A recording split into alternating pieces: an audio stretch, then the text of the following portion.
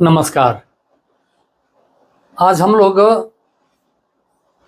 प्रार्थना के दूसरे श्लोक के संबंधित कुछ चर्चा करते हैं। जो दूसरा श्लोक है उसकी जो पहली चार पंक्तियां हैं, प्रभो शक्तिमन हिंदू राष्ट्रांग भूता इमे सादरं त्वं नमामो वयम त्वदीयाय कार्याय बद्धा कटीयम शुभाम आशीषम देहि शुभामाशीषम देहि तत्पुरतये। इसमें पहले जो संधि युक्त शब्द हैं हम लोग पहले इसको तोड़ते हैं, इसके शब्दों का विच्छेद कर लेते हैं। यहाँ ये पहला शब्द है हिंदू राष्ट्रांग भूता, हिंदू राष्ट्र जो अंग भूता। इसके बाद साधारण त्वान नमामो वयम, पूरा एक शब्द है। सब संधि के नियम के चलते ये सब नौ जो दिखाई पड़ रहा है, नमामो जो दिखाई पड़ रहा है, ये सब जुड़ा हुआ है। हम जब इसका विच्छेद करते हैं तो सादरम जुड़ त्वाम जुड़ नमामः जुड़ वयम, यह ऐसा चार भागों में बढ़ता है। संधि के नियम के तहत म का न हो जाता है, यहां भी म का न हुआ, यहां भी म का न हुआ, और यहां पर विसर्ग का उत्व हो गया और उ के कारण ओ बना। हम इसकी चर्चा किए थे। प्रार्थना में व्याकरण के कुछ नियमों का भी प्रयोग किया गया है। तो जो कुछ दो चार मुख्य शब्द हैं उसमें कौन सा नियम लगा है, हम इस पर चर्चा कर रहे हैं। एक पर सवर्ण संधि होती है, उसका क्या नियम है कि जब म के बाद किसी भी वर्ग का कोई वर्ण आता है, वर्ग 5 होते हैं, कवर्ग चवर्ग टवर्ग तवर्ग पवर्ग, ये 5 वर्ग होते हैं। कवर्ग में क ख ग घ ङ, चवर्ग में च छ ज झ ञ, टवर्ग में त ठ ड ढ ण, तवर्ग में त थ द ध न और पवर्ग में प फ ब भ म।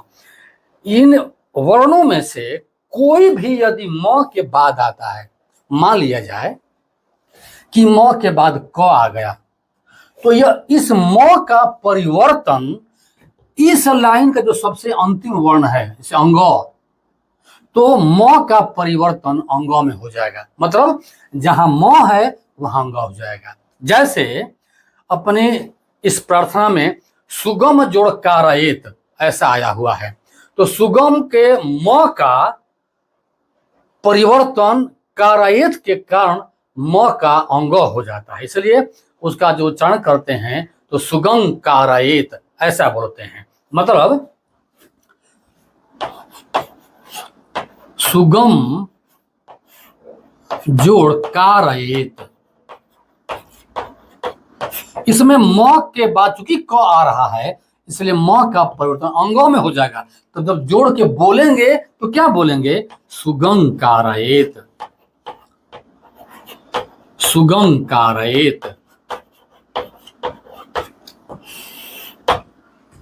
इसी प्रकार से यदि म के बाद इसमें से कोई भी वर्ण आ रहा है तो म का परिवर्तन जिसका अंतिम वर्ण य है उसमें हो जाएगा।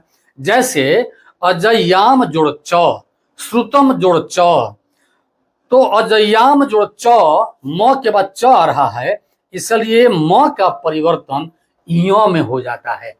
चूंकि अजय्याम के म के बाद च आ रहा है, च वर्ग में से कोई आ जाए तो इस म का परिवर्तन य में हो जाएगा। तो ये सामान्य नियम है। इसी प्रकार से सादरम के बाद त्वाम का तो आ रहा है, तो सादरम के म के स्थान में त का अंतिम त थ द ध न हो जाता है, इसलिए उसको बोलते हैं सादरम त्वाम। फिर त्वाम के म के बाद नमामः का न आ रहा है, तो म के बाद न आ गया तो इस म का परिवर्तन न में हो जाएगा, क्योंकि तवर का अंतिम वर्ण न होता है। तो इस प्रकार से उस पर सवर्ण संधि के अंतर्गत ये सादरम त्वाम नमामः यह भी आता है। सुगम कारयेत ऐसा हो जाता है। इसी प्रकार से जगत येन, जगत के त का द बन जाता है। वो कौन सा नियम है, तो उसमें ये जस संधि काम करती है। जैसे कचटत प माने किसी भी वर्ग का पहला वर्ण क च ट त प माने कचटत प के बाद में यदि कोई स्वर वर्ण आ जाए या किसी भी वर्ग का तीसरा चौथा पांचवा वर्ण हो, क वर्ग का तीसरा चौथा पांचवा गघंग जझय डढ़ण दधन बभम, इसमें से कोई आ जाए तो यह जो पहला वर्ण है कचटत प वो अपने अपने लाइन में माने अपने अपने वर्ग का तीसरा वर्ण हो जाता है। अगर क है तो ग हो जाएगा, च है तो ज हो जाएगा, ट है तो ड हो जाएगा, त है तो द हो जाएगा। इसलिए जगत के त का परिवर्तन द में हो जाता है। तो जगत जोड़ ये न जगत ये न, कब? जब प्रथम वर्ण के बाद इसमें से कोई आ जाए, कोई स्वर हो, किसी वर्ग का तीसरा चौथा पांचवा वर्ण हो या यरलव हो, तो जगत के बाद में य आ रहा है, ये न, उस य के कारण त का द बन जाता है। इसी प्रकार से विसर्ग का उ बनता है। वो कौन सा नियम होता है? उत्व संधि। जैसे विसर्ग के पहले अ हो और बाद में अ हो या किसी भी वर्ग का तीसरा चौथा पांचवा वर्ण हो तो विसर्ग पहले उ बनता है। अब यह उ अपने पहले वाले अ से जुड़ता है और जुड़ करके ओ हो जाता है। इसलिए जैसे नमामह, न मा मह जोड़ वयम। अब देखिए यहां विसर्ग के पहले म में अ जुटा हुआ है, तो पहले विसर्ग का क्योंकि बाद में वो आ रहा है, यहां लिखे हम लोग कि वर्ग का तीसरा चौथा पांचवा वर्ण हो या यरलव हो, यहां वो आ गया। इस वो के कारण पहले विसर्ग बनेगा उ। अब यह उ इस म में जो अ जुटा हुआ है उसके साथ मिल करके यह ओ बनेगा, ओ बन जाएगा। इसलिए यह ओ फिर म के स्थान में मो हो जाता है। इसलिए नमामो वयम। तो ये कुछ छोटे छोटे नियम हैं, इसको जान लेने से भी सुविधा रहती है कि हम सादरम त्वाम नमामो वयम क्यों कहते हैं। तो वहां सादरम त्वाम नमामो वयम ऐसा उच्चारण होता है। सुगम कारयेत लोग बोलते हैं प्रार्थना में, लेकिन शुद्ध उच्चारण है सुगम कारयेत। म का अंग हो गया कारयेत के क के कारण। इस प्रकार इन नियमों को भी जब हम अर्थ जानते हैं तो ध्यान में रखना चाहिए। फिर कटियम जो शब्द है, इसमें दो शब्द है, कटी, कटी माने कमर, इयम माने यह, तो कटी जोड़ इयम। यहाँ शुभाम आशीषन है, देह, ये दोनों शब्द मिले हुए हैं आपस में, तो शुभाम आशीषम देह। यहां भी म का न हो गया। जब हम प्रार्थना बोलते हैं उस समय संधि का नियम प्रयुक्त करके तब हम न बोलते हैं। आइए अब हम लोग इसका एक बार अन्वय करते हैं, जैसे पिछले श्लोक में किए थे।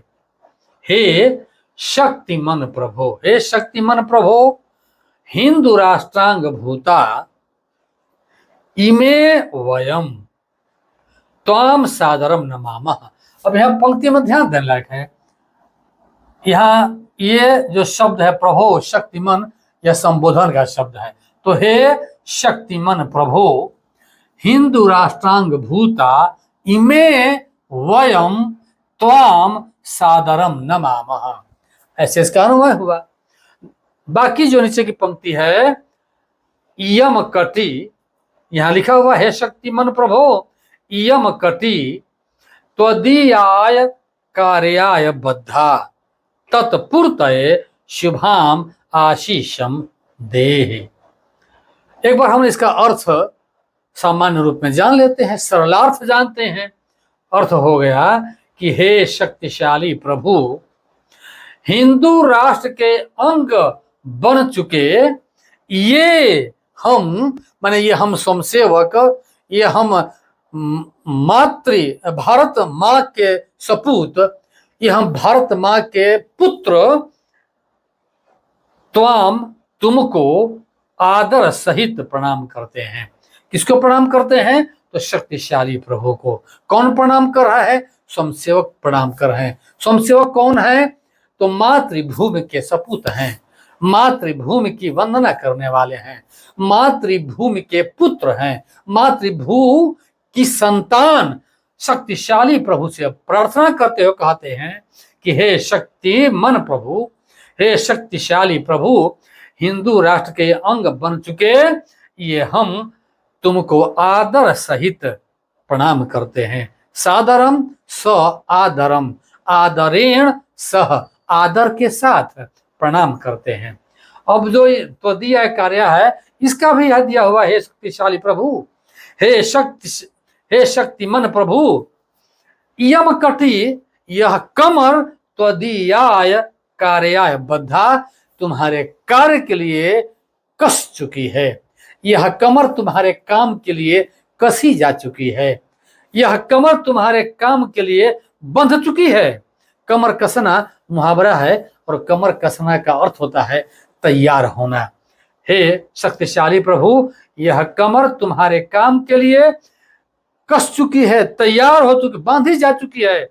उसकी पूर्ति के लिए शुभ आशीर्वाद दे दीजिए।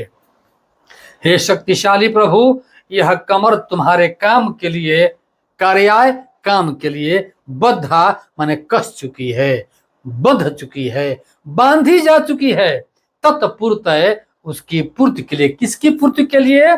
तो जो आपके लिए हम लोग काम करने जा रहे हैं, त्वदीयाय कार्याय, हम जो आपके लिए काम करने जा रहे हैं उसकी पूर्ति के लिए शुभ आशीर्वाद दे दीजिए। शुभाम आशीषम माने शुभ आशीर्वाद दे दीजिए। इस प्रकार इन 4 पंक्तियों का यह सरलार्थ हुआ। उसकी शेष 4 पंक्तियां, अजय्यांच विश्वस्य देहिस शक्तिम सुशीलं जगदीयन नम्रम भवेत, श्रुतं चैव यत् कंटकाकीर्ण मार्गम स्वयं स्वीकृतम न सुगम कारय।